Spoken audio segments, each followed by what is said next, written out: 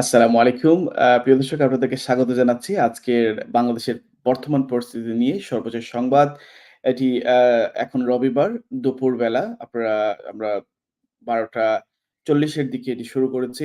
আমরা চেষ্টা করব আপনাদেরকে সর্বশেষ আ পরিস্থিতি সম্পর্কে কিছুটা আপডেট দেওয়ার। ইতিমধ্যে আপনারা দেখতে পাচ্ছেন যে আমাদের এখানে স্ক্রলিং এ আমরা কিছু গুরুত্বপূর্ণ তথ্য, গুরুত্বপূর্ণ নিউজ আপনাদের কাছে দিয়েছি। এর মধ্যে অন্যতম যে নিউজটি এখন দেখা যাচ্ছে সেটি হচ্ছে চোখ বাঁধা অবস্থায় ছেড়ে দেয়া হয়েছে নাহিদকে, সেটি দাবি করেছে তার পরিবার।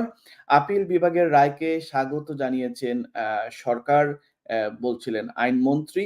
হোয়াইট হাউসের সামনে ছাত্র হত্যার প্রতিবাদে বিক্ষোভ। আ সরকারি চাকরিতে যেটা রায় হয়েছে, সরকারি চাকরিতে ৯৩% নিয়োগ হবে মেধার ভিত্তিতে। আপিল বিভাগ সেই রায়টি দিয়েছে। রেল লাইনের উপর বিক্ষোভকারীরা পুলিশের সঙ্গে মুখোমুখি অবস্থানে আ ছিল। সেটি অবশ্যই রায় শোনানোর আগেই ১২ টার দিকে সেই ঘটনাটি ঘটেছে। শুনানি শেষ বাংলাদেশ সময় সোয়া ১ টায় রায় ঘোষণা দিয়েছে। এবং সাথে ঢাকায় বিদেশি দূতাবাসগুলোকে আজ দেশের বিরাজমান পরিস্থিতি অবহিত করবে সরকারের পররাষ্ট্র মন্ত্রণালয়। এই বিষয়ে কিছু তথ্য আমরা পেয়েছি এবং যে বিষয়টি আমরা এখনো পর্যন্ত আমরা জানি না যে কখন ইন্টারনেট সংযোগ বা যোগাযোগ ব্যবস্থা আবার ফিরে আসবে কিনা। ইউকে বাংলা লাইভের আজকের এই আ সর্বশেষ সংবাদে আপনাদেরকে স্বাগত জানাচ্ছি আমি আকরাম হোসেন। যে জায়গা থেকে আপনারা আজকে দেখছেন, আমরা এ এই সংবাদটি আপনাদের জন্য তুলে ধরছি এবং দয়া করে আপনারা অন্যদেরকে জানানোর জন্য এটি শেয়ার করতে পারেন যদি আপনাদের প্রয়োজন হয়, এবং আপনাদের কাছে অনুরোধ করছি যে এই তথ্যগুলো যদি আপনারা সবার কাছে একটু পৌঁছে দেন তাহলে আরো সুবিধা হবে। যারাই দেখছেন আমাদের এখানে একযোগে এখন UK Bangla live news page Facebook এ চলছে এবং ইউবিএল টিভি আ Facebook এ চলছে এবং YouTube এ ইউবিএল টিভির YouTube চ্যানেলে আপনারা এই এই লাইভটি দেখতে পারছেন আশা করছি। প্রিয় দর্শক, আমরা একটু বিস্তারিত নিউজে যাব। যে নিউজটি আমরা যেটি শুনছিলাম যে নাহিদের পরিবার যে অভিযোগটি করছিলেন যে চোখ বাঁধা অবস্থায় তাকে ছেড়ে দেওয়া হয়েছে এবং নাহিদের বাবা বিবিসি বাংলার এই তথ্য বরাত দিয়ে আমরা বলতে চাই যে বিবিসি বাংলাকে তারা এই তথ্যটি দিয়েছেন। মধ্যরাতে আ আটকের পর আমি আপনাদেরকে একটু স্ক্রিন শেয়ার করে একটু দেখাতে চাই যে আমাদের এখানে যে নিউজটি আ আপনাদেরকে দেখাতে চাচ্ছি।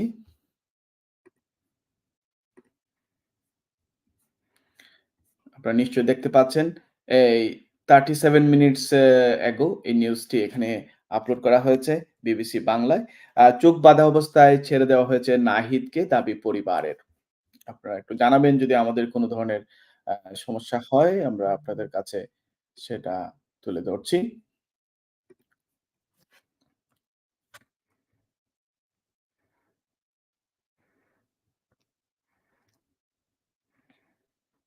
প্রিয় দর্শক, আমরা এই মুহূর্তে বিবিসি বাংলার যে সংবাদ আ প্ল্যাটফর্ম আছে, সেই bbc.com এ আমরা আছি। সেখানে আপনাদের সামনে এখন যে নিউজটি আপনারা দেখতে পাচ্ছেন, সেটিতে বলা হচ্ছে, মধ্যরাতে আটকের একদিন পর চোখ বাঁধা অবস্থায় ছেড়ে দেওয়া হয়েছে কোটা সংস্কার আন্দোলনের অন্যতম সমন্বয়ক নাহিদ ইসলামকে। রোববার ভোরে তাকে ছেড়ে দেওয়ার পর রাজধানীর একটি হাসপাতালে চিকিৎসাধীন আছেন বলে জানিয়েছে তার পরিবার। নাহিদ ইসলামের বাবা বদরুল ইসলাম বিবিসি বাংলাকে বলেন, ভোরে রাজধানীর পূর্বাচল এলাকায় তাকে চোখ বাঁধা অবস্থায় ছেড়ে দিয়েছে। শারীরিকভাবে অসুস্থ থাকার কারণে এখন হাসপাতালে চিকিৎসাধীন রয়েছেন। তাকে মানসিক ও শারীরিকভাবে নির্যাতন করা হয়েছে। একটু সুস্থ হলে সে গণমাধ্যমের সাথে কথা বলতে পারে, বলছিলেন নাহিদ ইসলামের বাবা। এর আগে গত শুক্রবার রাতে ঢাকার নন্দীপাড়ার একটি বাসা থেকে আটকের কথা বিবিসি বাংলাকে জানিয়েছিল তার পরিবার। তবে নাহিদ ইসলাম আটক বা ছেড়ে দেয়ায় বিষয়টি নিয়ে পুলিশ বা কোনো বাহিনীর পক্ষ থেকে এখন পর্যন্ত কোনো বক্তব্য দেয়া হয়নি।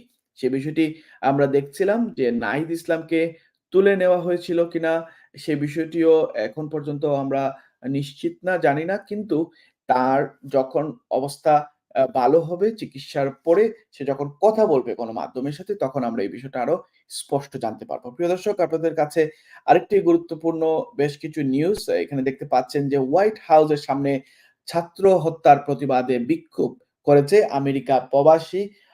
আমেরিকা প্রবাসী অনেক বাংলাদেশী। যেখানে অবশ্যই অনেক স্টুডেন্টরা পর্যন্ত সেখানে অংশ নিবেন এবং সেখানে তারা আ বিক্ষোভ করার মাধ্যমে তারা জানান দিয়েছেন যে বাংলাদেশের বর্তমান পরিস্থিতি এখন কোন দিকে যাচ্ছে।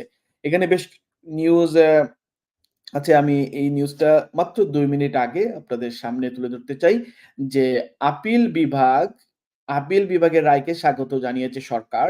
আ আইনমন্ত্রী যেটা বলছিলেন আমরা একটু শুনবো আইনমন্ত্রী আসলে কি নিউজটি দিয়েছেন। কোটা নিয়ে আপিল বিভাগ যে রায় দিয়েছে তাকে স্বাগত জানিয়েছে সরকার। রায়ের পর এক প্রতিক্রিয়ায় আইনমন্ত্রী আনিসুল হক সাংবাদিকদের বলেন, "আমরা এই রায়কে স্বাগত জানাই। আমরা মনে করি আপিল বিভাগের একটি রায় আ আমরা মনে করি আপিল বিভাগের এই রায়টি অত্যন্ত বিচক্ষণ একটি রায় হয়েছে।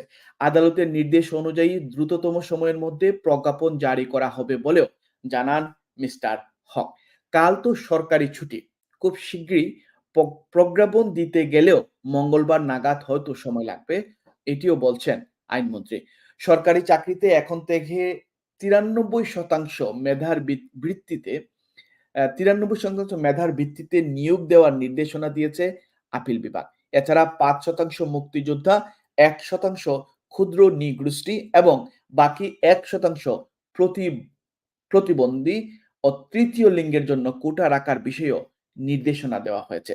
তবে সরকার প্রয়োজন মনে করলে এগুলো সংস্কার করতে পারবে বলে জানিয়েছে আপিল বিভাগ। ভবিষ্যতে এই রায়টি যেন সরকারের কোনো সিদ্ধান্তে প্রতিবন্ধকতা না হয় সেজন্যই আপিল বিভাগ এটি বলেছেন। প্রিয় দর্শক আমরা এই রায়ের মাধ্যমে যেটি আমরা দেখতে পাচ্ছি যে আ যে বিষয়টি আগে অনেক বেশি ছিল, আ ৩০% এর মতো ছিল সেটি কমিয়ে নিয়ে আসা হয়েছে এখন মাত্র ৭ শতাংশে অর্থাৎ মেধা ৯৩% দিয়েছে। এরপরেও এখানে ৫% মুক্তিযোদ্ধা কোটা হিসেবে রাখা হয়েছে। ১% রাখা হয়েছে ক্ষুদ্র নৃগোষ্ঠী আপনারা এখানে দেখতে পাচ্ছেন।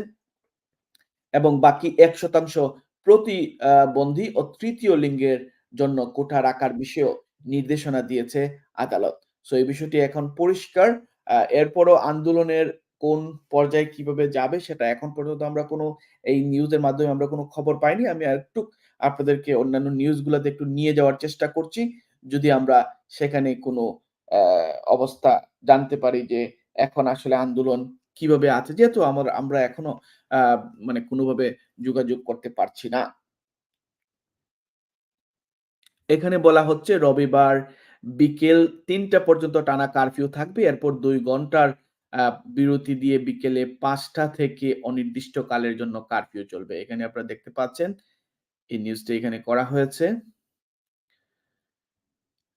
মঙ্গলবার থেকে শুরু হওয়া সহিংসতা এ পর্যন্ত সারা দেশে অন্তত ১১০ জনের মৃত্যু হয়েছে বলে জানা গিয়েছে।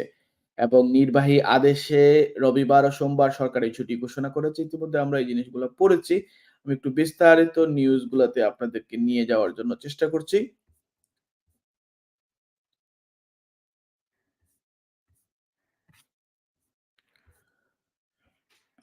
৪ ঘন্টা আগে এই নিউজটি এসেছে। ২ দিনের সরকারি ছুটি চলছে।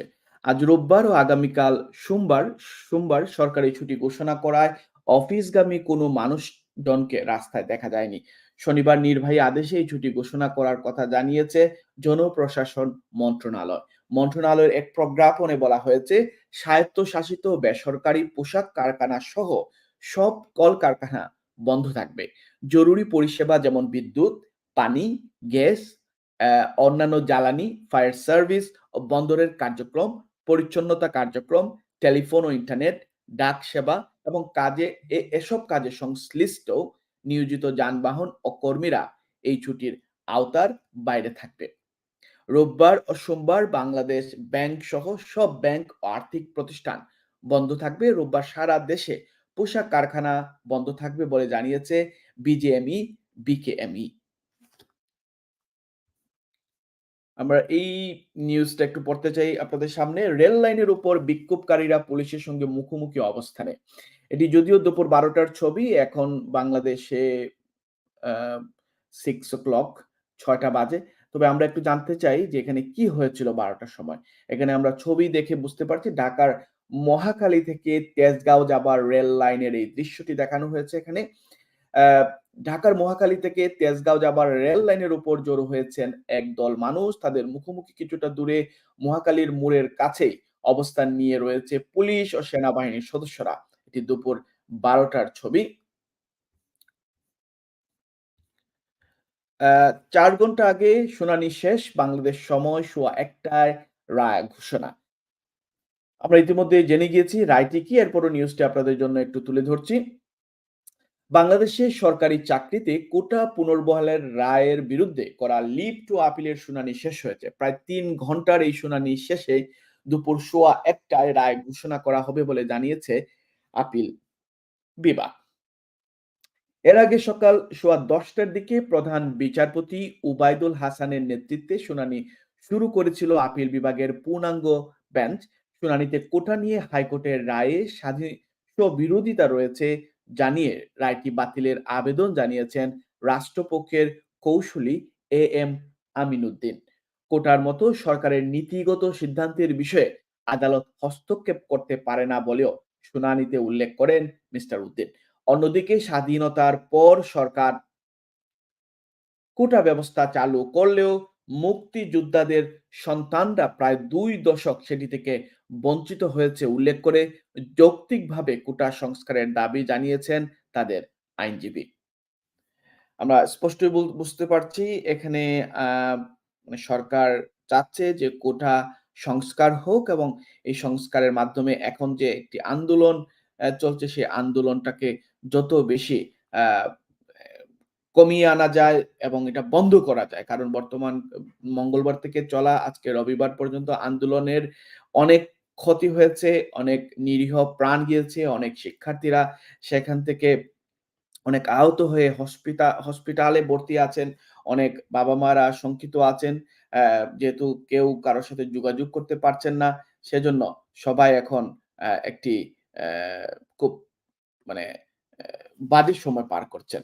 সো প্রিয় দর্শক আজকে এই সময়ে আমরা আপনাদের সামনে যে বিষয়গুলো তুলে ধরলাম এর অন্যতম যে বিষয় হচ্ছে যে অ্যা রায় এসেছে আন্দোলনকারীদের পক্ষে, শিক্ষার্থীদের পক্ষে, ছাত্রদের পক্ষে যারা মঙ্গলবার থেকে সে আন্দোলন শুরু করেছিলেন তাদের পক্ষে রায় এসেছে।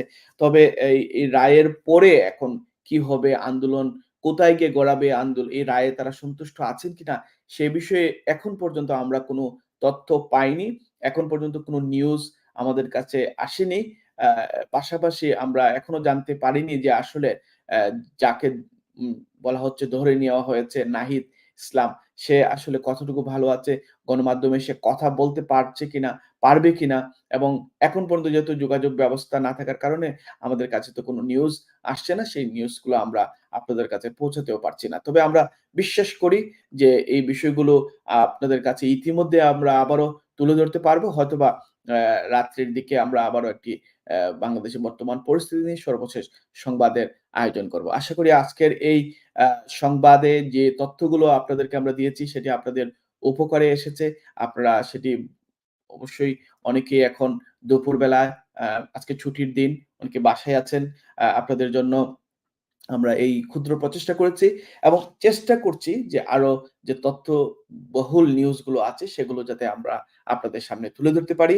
এজন্য আপনারা সবসময় আমাদের UK Bangla live news page আ ফলো করবেন এবং শেয়ার করবেন আজকের নিউজটি। তাহলে আপনাকে অটোমেটিক্যালি আ Facebook এর পক্ষ থেকে আবারও সাজেস্ট করা হবে এবং আপনারা YouTube এ আমাদের যে UBL টিভি আছে সেটাতে সাবস্ক্রিপশন করে রাখবেন। তাহলে সেখান থেকেও আপনাকে নোটিফিকেশন দিবে যখন আমরা এই বিষয়ে আপনাদেরকে তথ্য তুলে ধরব। সো প্রিয় দর্শক, আ আজকে এই পর্যন্তই আপনাদের কাছে আমরা আ দিতে পেরেছি। আমরা ভবিষ্যতে আরো তথ্যবহুল সংবাদ নিয়ে আপনাদের সামনে হাজির হব। সেই পর্যন্ত সবাই ভালো থাকবেন, সুস্থ থাকবেন। আল্লাহ হাফেজ।